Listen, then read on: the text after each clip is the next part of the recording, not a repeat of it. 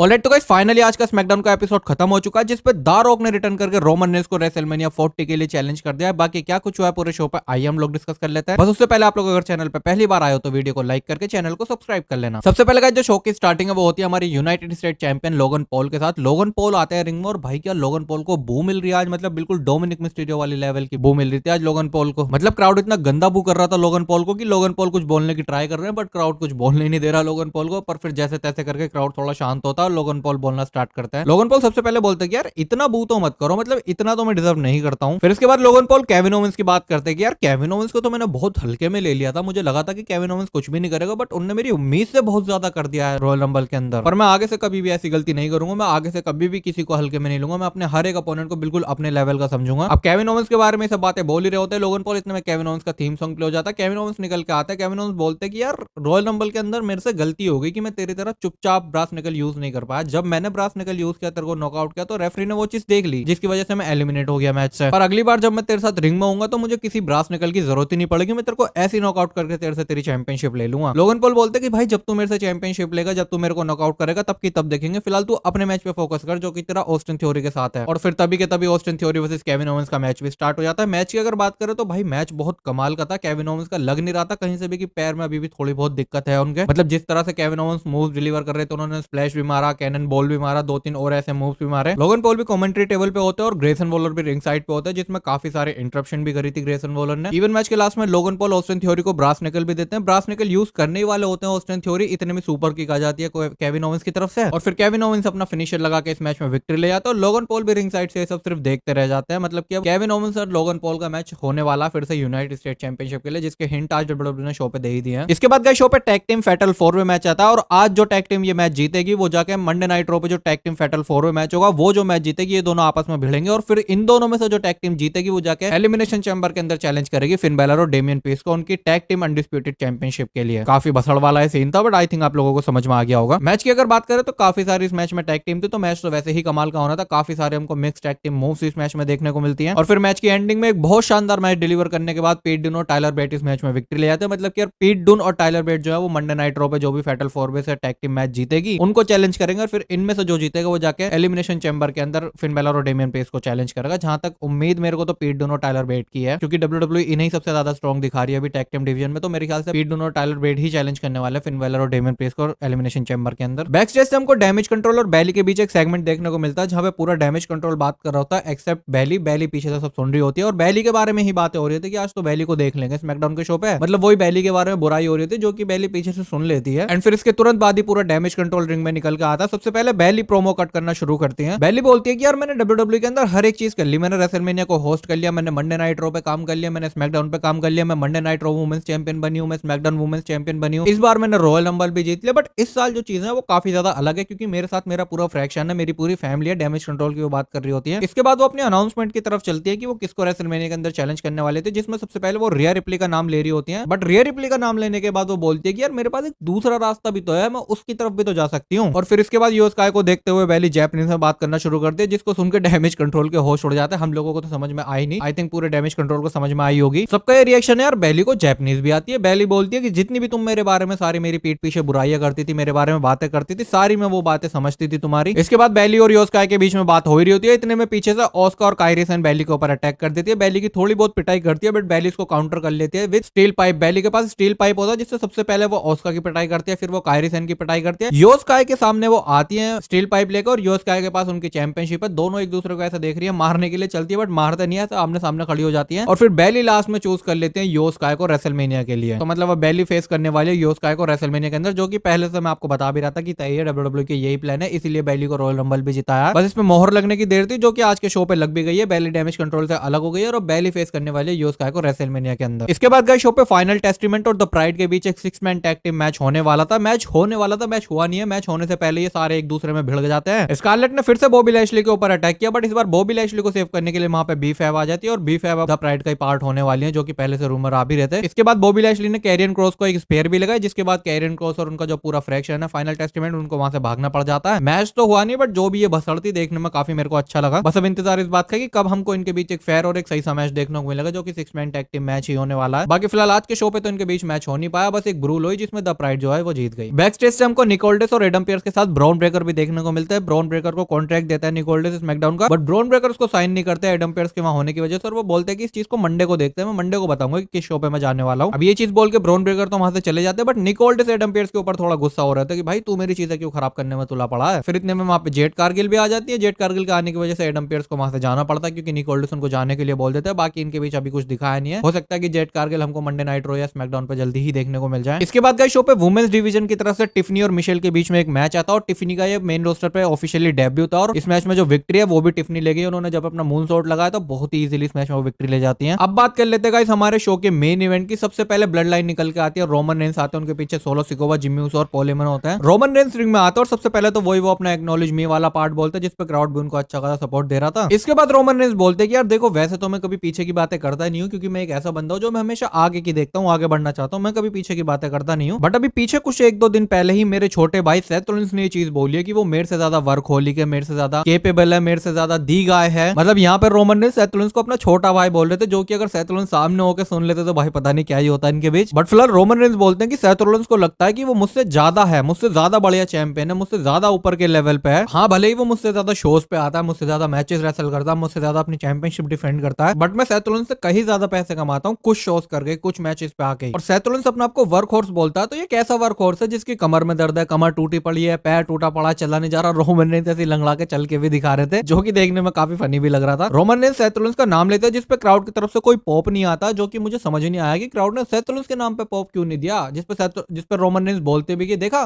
कोई पॉप नहीं है सेथ रोलिंस के नाम पे। और फिर ये सारी बातें बोलने के बाद, सेथ रोलिंस की अच्छे से उतारने के बाद, रोमन रेंस कोडी रोड के ऊपर आते हैं और वो बोलते हैं कि मसला अब ये फंस रहा है कि कोडी रोड फिर से रॉयल रंबल जीत चुका है और उसको अब चूज करना है हम दोनों में से एक, और मैं सेथ रोलिंस की तरह भीख नहीं मांगूंगा कि भाई आगे मुझे चूज कर ले, मेरे साथ मैच रेसल कर ले। बस मैं इतनी बात बोलूंगा, या तो तू सेकंड बेस्ट के साथ मैच रेसल कर ले, या बेस्ट को फेस कर ले रेसलमेनिया के अंदर। मतलब वो अपना आप को तो बेस्ट बोल रहे थे और सेथ रोलिंस को सेकंड बेस्ट बोल रहे थे। और जैसे ही रोमन रेंस ने ये बोला, कोडी रोड का थीम सॉन्ग प्ले होता, कोडी रोड निकल के आते हैं, कोडी रोड रिंग में आता है और वो सबसे पहले बोलते हैं कि Roman Reigns what we want to talk about. मतलब वही अपना पुराना वाला डायलॉग, जिसपे क्राउड का भी अच्छा रिएक्शन था कोडी रोड की तरफ से। कोडी रोड बोलते हैं कि मैंने अपनी काउंसलिंग की है, मैंने काफी सारे लोगों से बात की, अपने डिसीजन को लेकर काफी सारे लोगों की इस पे राय ली है, और सभी का ये कहना है कि तूने मेरे को धोखा दिया है रेसलमेनिया के अंदर, क्योंकि मैंने तेरे को ऑलमोस्ट हरा दिया था, बट तेरे इस भाई सोलो सिकोवा ने आके तेरे को बचा ले, नहीं तो आज ये चैंपियनशिप मेरे पास होती। इसके बाद वो अपने फादर की बात करते हैं कि कैसे उनके फादर जो है वो रोमन रेंस के टाइटल से रिलेट करते हैं, कैसे उसके फादर वो टाइटल जीतना चाहते थे हमेशा से ही, और कोडी रोड का भी यही कहना है कि उनको भी ये टाइटल चाहिए, वो इस टाइटल को जीतना चाहते हैं। और फिर ऐसी काफी सारी बातें बोलने के बाद लास्ट में कोडी रोड बोलते हैं कि मुझे ये टाइटल चाहिए, मैं इस टाइटल के लिए आऊंगा, मुझे इसी टाइटल को चैलेंज करना है, बट नॉट एट रेसलमेनिया। और जैसे ही कोडी रोड ने ये चीज बोली, भाई समझ नहीं आया कि कोडी रोड ने ये चीज क्यों बोली। मैं तो लिटरली इस पे हैरान हो गया था कि मतलब बंदे ने पिछला रॉयल रंबल जीता, रेसलमेनिया के अंदर हारा, फिर से इतनी मेहनत करके फिर से रॉयल रंबल जीता, और अब जब बारी आई रोमन रेंस को चैलेंज करने की तो बोल रहा है कि मुझे तेरे को चैलेंज करने ही नहीं है रेसलमेनिया के अंदर। मतलब भाई बिल्कुल समझ ही नहीं आया कि कोडी रोड क्या बोल रहा है। क्राउड का भी इतना हैरान करने वाला रिएक्शन था इस पे कि कोडी रोड क्या बोल रहा है, रेसलमेनिया के अंदर रोमन रेंस को चैलेंज नहीं करना है। फिर कोडी रोड इसको थोड़ा सा क्लियर करते हुए एक चीज बोलते हैं कि मैंने जिनसे काउंसलिंग ली है उनमें मैं एक बंदे को जानता हूं जो कि तुझे बहुत अच्छी तरह से जानता है। और जैसे ही कोडी रोड ने ये चीज बोली, थीम सॉन्ग प्ले होता है भाई हमारे पीपल्स चैंप द रॉक का। भाई क्राउड जो है वो लिटरली फट गया था इस चीज के ऊपर, क्योंकि किसी ने भी एक्सपेक्ट नहीं किया था कि द रॉक स्मैकडाउन पे आने वाले। वैसे तो द रॉक हमेशा ही बहुत अनएक्सपेक्टेड होता है उनका आना, बट आज जो फील थी द रॉक की वो बहुत ही ज्यादा अलग थी। क्राउड उस पर बहुत ही तगड़ा चेयर दे रहा था, बहुत तगड़ा इस पर रिएक्शन था। द रॉक आराम से अपनी एंट्रेंस वगैरह लेते हैं, सबसे पहले वो रिंग में आते हैं, कोडी रोड से हाथ मिलाया द रॉक ने, कोडी रोड को गले लगाया और कुछ बोला उनके कान में, जिसके बाद कोडी रोड स्माइल करके वहां से रिंग से चले जाते हैं। कोडी रोड के जाने के बाद रिंग में खड़े हैं, एक तरफ द रॉक, एक तरफ रोमन रेंस। पॉल हेमन भी रिंग के बाहर है, रोमन रेंस और द रॉक खड़े हैं बस रिंग में। कोई कुछ नहीं बोल रहा, एक वर्ड भी किसी ने नहीं बोला। रोमन रेंस द रॉक को देख रहे हैं, द रॉक रोमन रेंस को देख रहे हैं, और भाई क्राउड पागल हो जा रही है इस चीज पे। मतलब ये वो मोमेंट था जिसका हम इतने टाइम से इंतजार कर रहे थे कि कब द रॉक और रोमन रेंस सामने सामने आएंगे। जब वो फाइनली आया ना भाई, मैं कैसे बताऊं, गूज बम वाला बिल्कुल फील थी इसमें। खैर फिर ऐसे देखने के बाद द रॉक और रोमन रेंस सामने सामने आते हैं, थोड़ा सा क्लोज आते हैं। रोमन रेंस ने अपना टाइटल भी रेस किया, जिसपे द रॉक का कोई ज्यादा खास रिएक्शन था नहीं, बस वो रोमन रेंस को देखे जा रहे थे। रोमन रेंस चुपचाप से वहां से फिर अपना टाइटल लेकर निकल जाते हैं, मतलब ऐसे डर के भी नहीं भागे, वो बस चल के ऐसे निकल गए। और इसी के साथ द रॉक के रिटर्न के साथ ये शो हो जाता है यहीं पे खत्म। वैसे तो देखो द रॉक और रोमन रेंस के बीच कुछ भी नहीं हुआ, बट ये चीज यहाँ से क्लियर हो गई कि अब कोडी रोड तो रोमन रेंस को फेस नहीं करने वाला रेसलमेनिया के अंदर, और the rock versus Roman Reigns का मैच हमको फाइनली रेसलमेनिया के अंदर देखने को मिलने वाला। अब इस पे जो मेरा रिएक्शन है, जो मैं सोचता हूँ इस मैच के बारे में, वो आपको अगली वीडियो में पूरी डिटेल में बताऊंगा, क्योंकि अभी मैं इस पे ज्यादा लंबी वीडियो वैसी होगी, इस पे बात नहीं करना चाहता हूँ। नेक्स्ट वीडियो जो आने वाली है उसके लिए चैनल पे स्टे ट्यून रहना, मैं आपको उसमें बताऊंगा पूरी चीज ये कैसे हुई है और कैसे आगे जाके चीजें होने वाली है रेसलमेनिया के अंदर, क्या क्या पॉसिबिलिटी निकल रही है रोमन ने दारोक और रोमन ने कोडी रोड के मैच की। फिलहाल दारोक के रिटर्न के साथ ये शो जाता है यहीं पे खत्म, जो कि बहुत ही कमाल का शो था। बहुत मजा आया आज का शो देखने में। आपको कैसा लगा शो कमेंट करके बता सकते हो। फिलहाल ये वीडियो करते हैं खत्म, और आपको वीडियो अच्छी लगे तो उसको लाइक करके चैनल को सब्सक्राइब जरूर कर लेना। मैं मिलता हूँ वीडियो के अंदर, तब तक के लिए टेक केयर।